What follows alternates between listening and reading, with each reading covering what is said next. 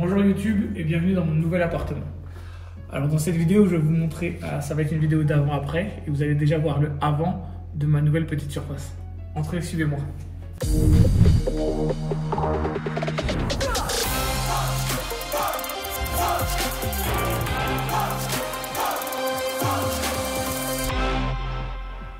Alors là, je vous montre le coin cuisine de l'appartement. Il faut savoir que moi, je trouve que c'est un coin qui a été beaucoup trop laissé à l'abandon.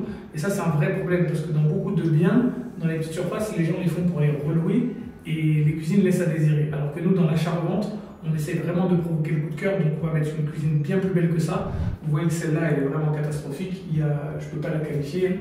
C'est quelque chose qu'on va changer. Je ne pense pas qu'on va la déplacer parce qu'elle est placée à un endroit intéressant pour les travaux.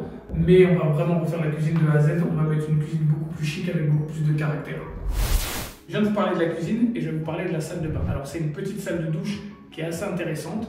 Il y a une douche et un lavabo. On va vraiment essayer d'améliorer ça. Je pense qu'on va déplacer la porte parce qu'il y a un placard à côté et on va sûrement agrandir la salle de bain pour pouvoir avoir un peu plus d'espace. Et le placard, on va vraiment faire un vrai rangement et contrairement à ce qu'on croit, plus la surface est petite, plus on a besoin de rangement. Un autre avantage quand on a une petite salle de bain, c'est qu'en termes de travaux, ça nous coûte beaucoup moins cher, que ce soit pour le carrelage ou pour autre chose. Mais il y a des choses qui coûtent toujours le même prix. Un lavabo, vous allez le payer. Une colonne de douche, vous allez la payer. Le bac à douche, c'est la même chose. Et c'est pour ça que je dis souvent aux gens de ma formation, c'est pas parce que la surface est beaucoup plus petite que vous allez payer beaucoup moins cher vos travaux.